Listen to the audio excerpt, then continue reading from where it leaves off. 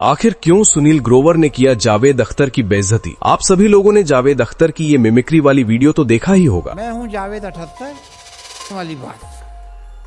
मगर क्या ये सिर्फ एक मिमिक्री वीडियो थी या फिर एक जिंदा इंसान की इज्जत उछाल गया, वो भी ऑन कैमरा करोड़ों लोगों के सामने? क्या सचमुच जावेद अख्तर को ये मिमिक्री पसंद आई या फिर उन्हें भी ये चीज बहुत ही ज्यादा गलत लगा कि एक जिंदा इंसान की मिमिक्री वो भी ऑन कैमरा उसके सामने की जा रही है, वो भी सुनील ग्रोवर के द्वारा? सुनील ग्रोवर हमेशा से ही कंट्रोवर्सी में रहते हैं। एक बार तो इन्हीं हरकतों की वजह से कपिल शर्मा ने सुनील ग्रोवर को चप्पलों से मारकर अपने शो से बाहर निकाल दिया था। चलिए जानते हैं इस मिमिक्री वाली वीडियो की पूरी सच्चाई। दोस्तों, 14 मार्च 2026 स्क्रीन अवार्ड्स 2026 का वो रात, ये कोई आम अवार्ड शो नहीं था। ये बॉलीवुड का वो बड़ा प्लेटफॉर्म है जहां इंडस्ट्री के सबसे बड़े नाम आते हैं, बड़े स्टार्स आते हैं, बड़ी स्पीचेस होती हैं। लेकिन उस रात जो हुआ वो ना तो किसी ने एक्सपेक्ट किया था और ना ही कोई भूल सकता है। स्टेज पर एक आदमी आया, कुर्ता पहना हुआ, बालों में एक खास अंदाज, हाथ में एक किताब, और जब उसने मुंह खोला तो पूरी ऑडियंस एक सेकंड के लिए फ्रीज हो गई। लेडीज एंड जेंटलमैन, आ रहे हैं महालेखक, कवि और उर्दू उल्फा जावेद 78। और फिर उसने जो कहा, माफ कीजिएगा मैं पढ़ते पढ़ते किताब में घुस गया था, मैं हूँ जावेद 78, आप कौन से नंबर के बैठे हुए हैं? ऑडियंस फटा पड़ गई। ये सुनील ग्रोवर थे, लेकिन वो सुनील ग्रोवर नहीं थे, वो जावेद अख्तर थे, पूरे मुकम्मल। जावेद अख्तर की वो खास शायराना बोली, उनका वो उर्दू के भारी अल्फाज का बेपरवाह इस्तेमाल, उनका वो इंटेलेक्चुअल कॉन्फिडेंस जो कभी कभी एरोगेंस की सीमा छू लेता है, सब कुछ। सुनील ने सिर्फ आवाज नहीं पकड़ी थी, उन्होंने जावेद अख्तर की पूरी पर्सनैलिटी को अपने अंदर उतार लिया था। और फिर शुरू हुई वो लेजेंडरी सेगमेंट। सुनील ने खुद को जावेद 78 इंट्रोड्यूस कराया, मतलब वो 78वां जावेद है। ये एक लाइन इतनी जीनियस थी कि जावेद अख्तर खुद अगर ये सुन लेते तो शायद मुस्कुरा देते, क्योंकि ये एक सटल डिग था उनकी उस इमेज पर जो कहती है कि दुनिया में कई जावेद हैं लेकिन द जावेद सिर्फ एक है। फिर आया कंटेंट क्रिएटर श्रेया जैन के साथ उनका बैंटर। जब श्रेया ने कुछ सीधा बोला तो सुनील ने जावेद अख्तर की तरह पूरी शायराना जुबान में जवाब दिया, और जब श्रेया ने कहा, जावेद अंकल नॉर्मल में बोलो ना, तो ऑडियंस दोबारा लौट गई अपनी हंसी पर। लेकिन दोस्तों, ये सिर्फ कॉमेडी नहीं थी। जब सुनील ने जावेद अख्तर की तरह शायरी सुनाई, धुरंधर इज नाइस बट वो उंगली नहीं, शायरी के दस्तरख्वान में जावेद इज द गोट, और गोट के बिना बिरयानी पूरी नहीं, तो ये सिर्फ जोक नहीं था, ये जावेद अख्तर की पूरी राइटिंग स्टाइल का एक परफेक्ट डाइसेक्शन था। उनका वो अंदाज जिसमें वो सीरियस बात को भी इतने कैजुअली कहते हैं कि पहले हंसी आती है फिर सोचने पर मजबूर हो जाते हो। सोशल मीडिया पर इस परफॉर्मेंस के बाद लोगों ने क्या लिखा, सुनील ग्रोवर AI से भी ज्यादा खतरनाक हो रहे हैं। किसी ने लिखा, ये मिमिक्री नहीं, ये रूह का ट्रांसफर है। किसी ने लिखा, जावेद अख्तर से ज्यादा जावेद अख्तर लग रहे थे। और ये सच भी था, क्योंकि दोस्तों, एक चीज होती है किसी की आवाज उतारना, एक अलग चीज होती है किसी की सोच उतारना, किसी के बोलने का तरीका, रुकने का अंदाज, शब्द चुनने की आदत, ये सब उतारना, ये वो काम है जो सिर्फ वो कर सकता है जिसने उस इंसान को सिर्फ देखा नहीं बल्कि महसूस किया हो। और सुनील ग्रोवर ने जावेद अख्तर को महसूस किया था। यही वो आग थी जब पूरे बॉलीवुड ने एक बार फिर रियलाइज किया कि सुनील ग्रोवर सिर्फ एक कॉमेडियन नहीं है, वो एक फेनोमेनन है। सुनील ग्रोवर कौन है असली में? बहुत लोग जानते हैं, गुत्थी, डॉक्टर मशहूर Gulati, Rinku Bhabhi, comedy nights, Kapil Sharma show, झगड़ा, वापसी, फिर वापसी। लेकिन ये सुनील ग्रोवर की पूरी कहानी नहीं है। सुनील ग्रोवर पटियाला के हैं, पंजाब यूनिवर्सिटी से पढ़े हैं, थिएटर किया है, serious, committed, method based theatre. जब बाकी लोग फिल्मों के सपने देख रहे थे, सुनील स्टेज पर खड़े होकर कैरेक्टर्स के अंदर घुस रहे थे, एक एक नुआंस सीख रहे थे। ये ट्रेनिंग आई कहां से? खुद के ऑब्सेशन से, एक ऐसी भूख से जिसके बारे में सुनील ने खुद एक इंटरव्यू में कहा था कि मुझे खुद के साथ रहना पसंद नहीं, कोई और बनना ज्यादा अच्छा लगता है। ये लाइन सुन के पहले तो हंसी आती है, लेकिन एक सेकंड के लिए रुको, एक बार सोचो, एक इंसान जिसे अपने आप के साथ रहना पसंद नहीं, वो इंसान जब किसी और की स्किन में घुसता है तो वो कुछ अलग ही लेवल पर जाता है। वो सिर्फ एक रोल नहीं निभाता, वो एक छूट ढूंढता है अपने आप से,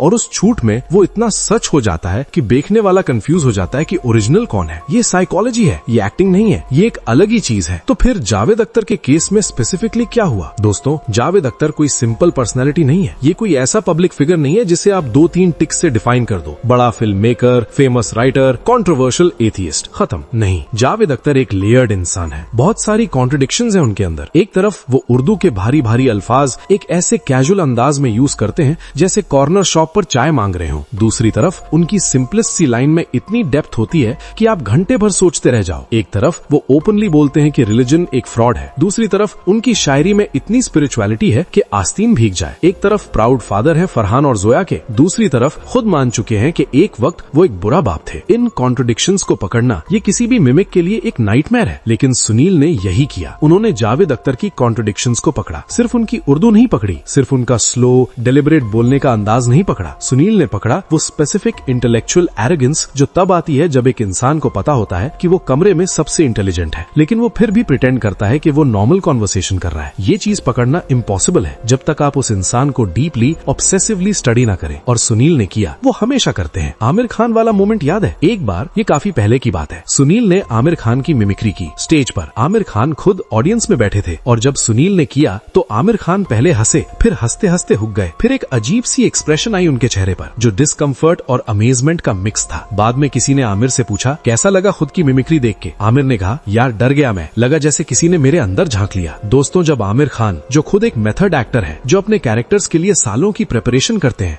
जब वो डर जाए किसी परफॉर्मेंस देख के तो समझ लो कि सामने कुछ एक्स्ट्रा ऑर्डिनरी हो रहा है। स्क्रीन अवार्ड्स 2026 की उस रात जावेद अख्तर वहां मौजूद नहीं थे, लेकिन अगर होते तो मैं दावा करता हूं उन्हें भी वही फीलिंग आती, वही कॉम्बिनेशन ऑफ फ्लैटरी और अनीज, क्योंकि सुनील ने सिर्फ उन्हें कॉपी नहीं किया था, सुनील ने उन्हें एक्सप्लेन कर दिया था पूरी दुनिया के सामने। मैं इसे मिमिक्री नहीं कहूंगा, ये बात खुद सुनील ने एक इंटरव्यू में कही थी। जब उनसे पूछा गया कि तुम इतने सारे कैरेक्टर्स करते हो, मिमिक्री कैसी सीखी? सुनील ने रुका और बोला मैं इसे मिमिक्री नहीं कहूंगा। मिमिक्री में आप किसी की सरफेस पकड़ लेते हो, मैं सरफेस में इंटरेस्टेड नहीं हूँ। मैं पूछता हूँ अपने आप से कि ये इंसान क्यों ऐसा बोलता है, क्यों ऐसा चलता है, अंदर क्या चल रहा है जब ये बोलता है। ये एक ऑस्कर विनिंग परफॉर्मेंस का ब्रीफ नहीं था, ये एक जेन्युइनली डिफरेंट एक्टिंग फिलॉसफी थी। और दोस्तों, ये फिलॉसफी जावेद अख्तर के केस में परफेक्ट फिट करती है, क्योंकि जावेद अख्तर का बाहर जो दिखता है वो उर्दू वाला ग्रेविटास, वो स्लो डिलिबरेट स्पीच, वो इंटेलेक्चुअल कॉन्फिडेंस, ये सब एक डीपली स्कार्ड इंसान का आर्मर है। वो बच्चा जो 8 साल में माँ से बिछड़ गया, वो यंग मैन जो मुंबई की फुटपाथों पर भूखा घूमता रहा, वो पार्टनर जिसका सबसे बड़ा क्रिएटिव रिलेशनशिप टूट गया, वो बाप जिसने अपने ही बच्चों से वो वक्त चुरा लिया जो उनका हक था, ये सब अंदर है जावेद अख्तर के। और सुनील ग्रोवर को ये दिखता है। जब वो जावेद अख्तर बनते हैं तो वो सिर्फ एक फेमस शायर नहीं बनते, वो एक सर्वाइवर बनते हैं, एक ऐसी शख्सियत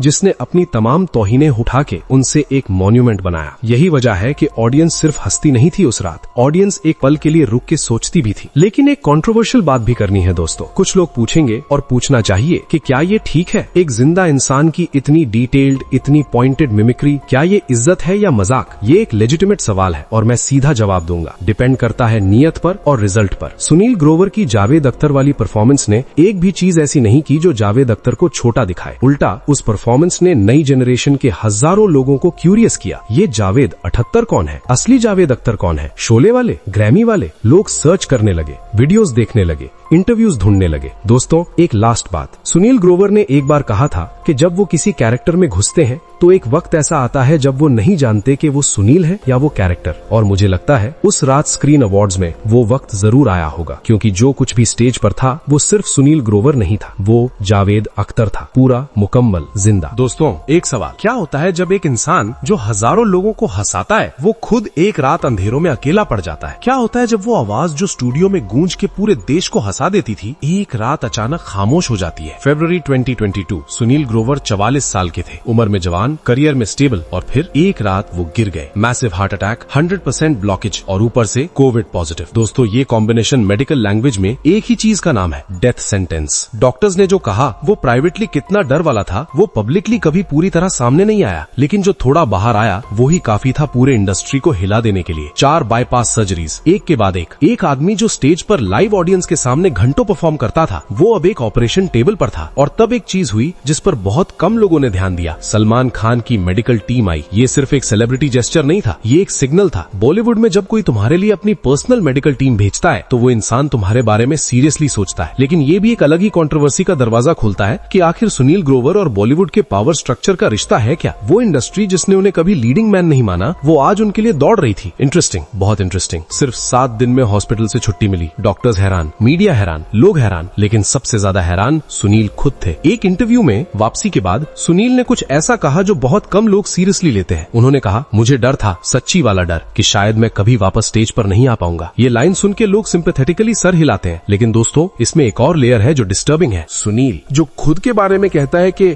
मुझे खुद के साथ रहना पसंद नहीं, वो इंसान अगर स्टेज पर नहीं आ सकता तो वो कौन होता? कोई और बनने की जो एडिक्शन है वो कहाँ जाती? ये एग्जिस्टेंशियल सवाल है, और शायद यही डर, आइडेंटिटी खो जाने का डर, उस रिकवरी में सबसे बड़ा ड्राइवर था। मेडिकल साइंस से ज्यादा वापस आए, और वापस आके उन्होंने कुछ ऐसा किया जो इंडस्ट्री ने एक्सपेक्ट नहीं किया था। सिर्फ कॉमेडी नहीं की, भारत में सलमान के साथ काम किया, जवान में शाहरुख के साथ सीरियस रोल्स, अलग तरह की स्क्रीन प्रेजेंस। लोग जो सिर्फ गुत्थी जानते थे वो सडनली एक अलग सुनील ग्रोवर देख रहे थे। तांडव, सनफ्लावर, क्रिटिक्स ने नोटिस किया, अवार्ड सर्किट्स ने नोटिस किया। लेकिन दोस्तों यहाँ एक कंट्रोवर्शियल सवाल पूछना जरूरी है, क्या बॉलीवुड ने सुनील ग्रोवर को वो क्रेडिट दिया जो मिलना चाहिए था, या सिर्फ तब याद किया जब किसी बड़े स्टार की फिल्म में सपोर्टिंग रोल के लिए एक रिलायबल फेस चाहिए था? ये सवाल अनकंफर्टेबल है, लेकिन ये सवाल जरूरी है। दोस्तों ये तो हो गई सुनील की कहानी, मगर क्या आपको ये पता है हिना खान को कैंसर का 4th स्टेज हो गया है, और हो सके तो शायद हिना खान अब कुछ ही दिनों की मेहमान बची है। अगर आपको वो वाला वीडियो देखना है तो वीडियो स्क्रीन पर आ रहा है, क्लिक करके जरूर देखिएगा।